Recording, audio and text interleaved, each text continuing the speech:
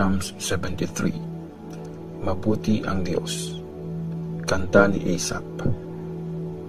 Totoong mabuti ang Diyos sa Israel, sa mga taong malinis ang puso. Pero halos bumagsak na ako. Sa paghakbang ko, muntik nang madulas. Kasi nainggit ako nung nakita ko ang mayayabang. Silang masasama pa ang yumayaman. Hindi sila nagkakasakit. Malakas sila at healthy. Di sila nahihirapan gaya ng ibang tao. Wala silang problema, di tulad ng iba. Ginagawa nilang kwintas ang kayabangan. Pinagmamalaki nila na sila'y malupit at kayang manakit. Mula sa puso nila, umaapaw ang kasamaan.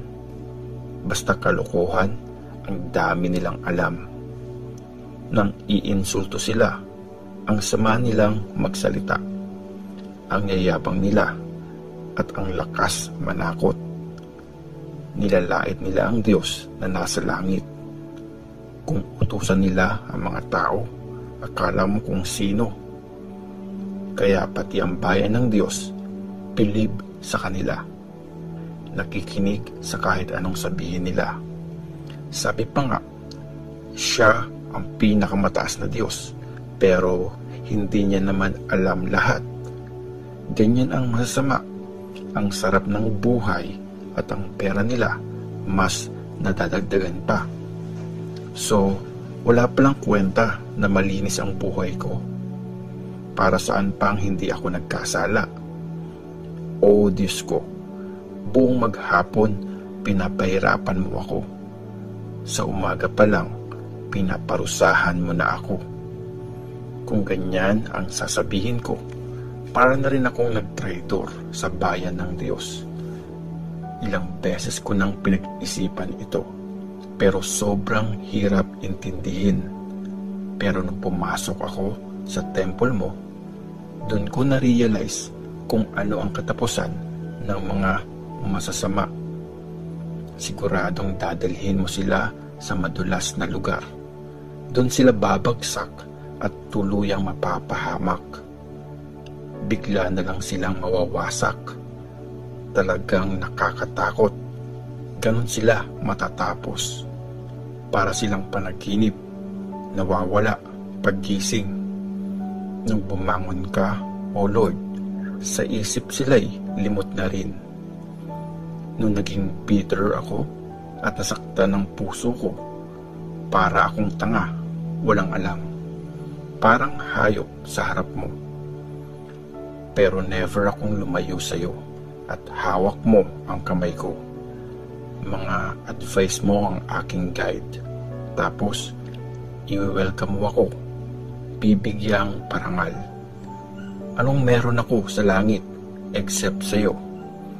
Dito sa lupa, wala na akong hahanapin pa kundi ikaw. Ang katawan at isip ko pwedeng manghina, pero ang Diyos ang nagpapalakas sa akin. Sapat na siya para sa akin forever. Sure ako, mamamatay ang mga lumalayo sa iyo, mga nagtataksil sa iyo. Siguradong wawasakin mo. Pero para sa akin, mabuti talaga pag malapit sa Diyos. Aasa ako sa pag-iingat mo, Lord God, para ikuwento ko sa mga tao lahat ng ginawa mo. Psalms 74. Prayer para sa bayan. Tula ni Asaph. O Diyos ko, bakit mo kami pinabayaan ng ganito? Forever ka bang magagalit sa sariling bayan mo? Isipin mo ang bayang pinili mo nung una pang panahon. Diba, inalis mo sila sa pagiging alipin para maging bayan mo. Isipin mo din ang Mount Zion kung saan ka tumira. Puntahan mo at tingnan ang matinding pagkasira. Winasak ng mga kaaway ang buong temple. Wala nang natira. Nagsigawan sa temple mo ang mga kaaway. Dinisplay pa ang mga flag nila. Pinagyayabang na panalo sila. Mula sa pintuan, winasak nila lahat. Para silang nagsibak ng mga puno sa gubat. Sinira nila lahat ng kahoy na may design. Minartilyo nila at pinalakol. Sinunog nila ang iyong temple. Binastos nila ang lugar kung saan ka wino-worship. Sabi nila, wasakin natin sila. Wala tayong ititira. Tapos, sinunog nila lahat ng lugar kung saan kami sumasamba. Wala na kaming nakikitang mga himala. Wala na ding mga prophet. Walang nakakaalam kung hanggang kailan ito magtatagal. O Diyos ko, hanggang kailan ka pagtatawanan ng mga kalaban? Panlalait sa iyo, di na ba nila titigilan? Bakit ayaw mo kaming tulungan? Gamitin mo ang kanang kamay mo. Ipaglaban mo kami. Pero ikaw na ang hari namin. O Diyos, simula pa nung una, maraming beses mo kaming niligtas dito sa mundo. Sa iyong lakas, pinaghiwalay mo ang mga tubig. Winasak mo ang mga ulo ng halimaw sa dagat. Tinurog mo ang mga ulo ng halimaw na Leviathan. Pinakain mo ang katawan niya sa mga creatures sa desert. Yung tubig sa mga springs at batis, ikaw ang nagpadaloy. Ginawa mong tuyong lupa ang mga ilog na malakas ang agos.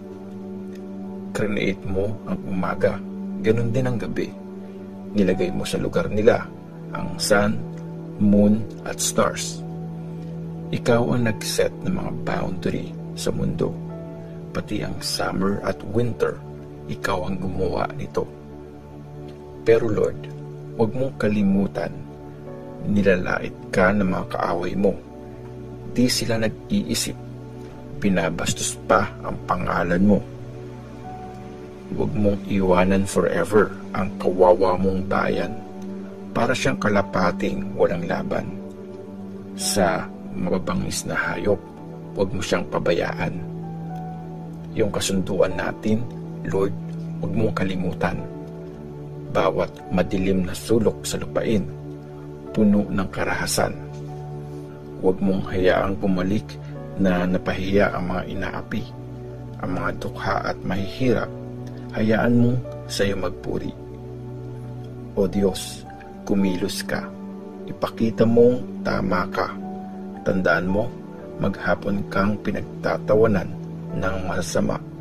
Sigaw ng mga kaaway mo. Huwag mong kalimutan. Grabing mga insulto. Ayaw nilang tigilan. Psalms 75. Ang Diyos ang nag-iisang judge. Kinompose ni Asaph para kantahin ng song leader sa tono ng huwag mong sirain. O Diyos, thank you. Nagpapasalamat kami sa iyo. Dinideclare namin ang galing mo talaga. Binabalikan namin ang mga ginawa mong nakakabilib. Sabi mo, i-judge ko ang mundo sa time na sinet ko at patas ang magiging judgment ko. Mayanig man ang buong mundo, kasama ang lahat ng nandito. Hindi ito babagsak. Hawak ko ang pundasyon nito. Sabi ko sa mayayabang, huwag nga kayong mayabang. Sabi ko sa masasama, huwag niyong ipagmalaki ang lakas niyo. Huwag kayong pasikat, manahimik nga kayo. Ang judgment ay hindi galing sa east o sa west. Di yun galing sa north o sa south. Ang Diyos ang nag-iisang judge. Desisyon niya kung sinong paparusahan at kung sino ang papalayain. May hawak na baso si Lord. Punong-puno yun ang galit niya. Parang matapang na alak. Ibubuhos niya yun, ipapainom sa masasama. Hanggang sa huling patak, sila ay tutungga. Forever ako magsasaya dahil sa Diyos ni Jacob.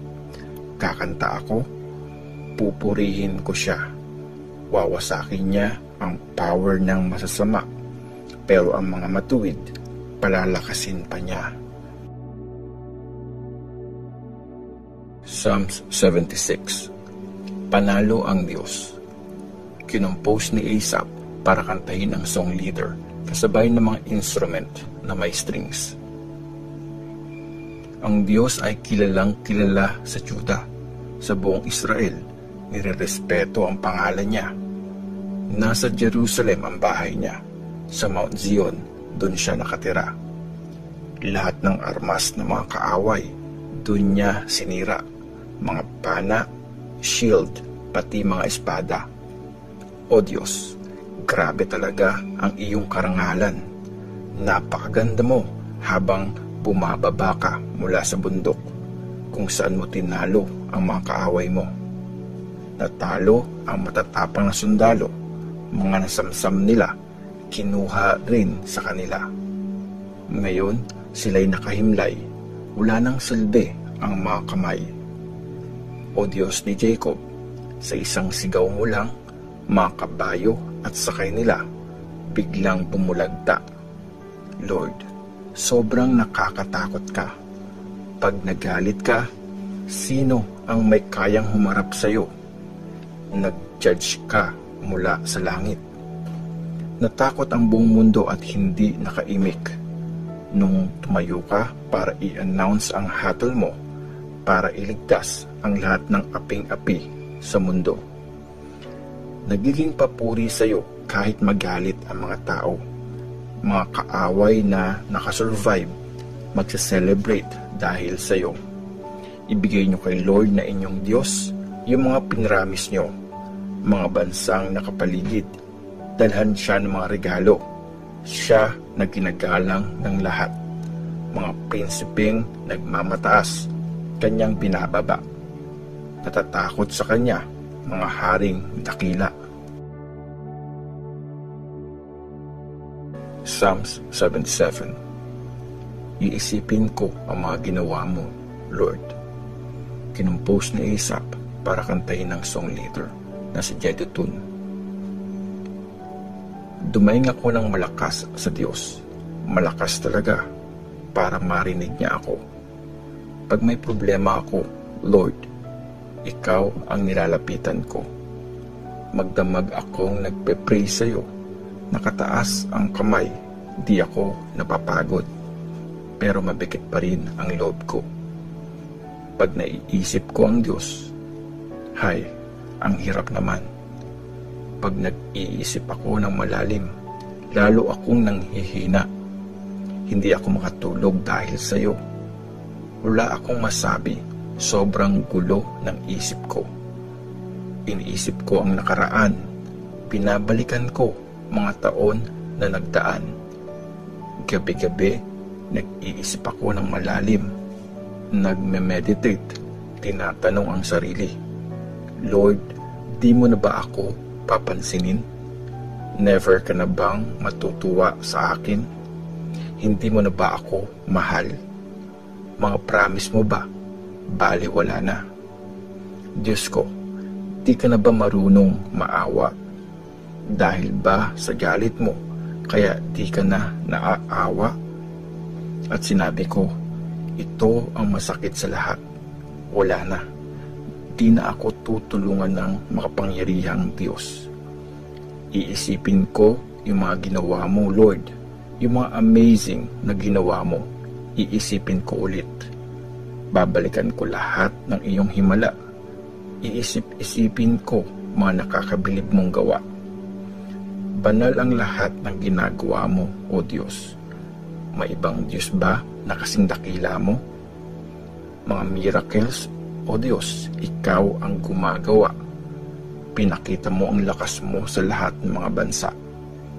Gamit ang lakas mo, niligtas mo ang iyong bayan, mga angka ni Jacob at ni Joseph. O Diyos, nung makita ka ng mga tubig sa dagat, nakita ka pa lang, natakot na sila, nanginig hanggang sa kalaliman. Mula sa mga ulap, bumubuhos ang ulan. Narinig ang dagundong ng kulog sa langit. Gumuhit ang kidlat sa lahat ng lugar. Dumagundong ang kulog sabay sa ipo-ipo. Dahil sa mga kidlat, nagliwanag ang mundo. Buong lupain nanginig at natakot. Naglakad ka sa malawak na dagat at tumawid sa malalim na laot, pero walang nakakita sa bakas ng paa mo. Nilid mo ang iyong bayan na parang shepherd sa kanyang mga tupa. Pinili mo sina Moses at Aaron para maging leader nila.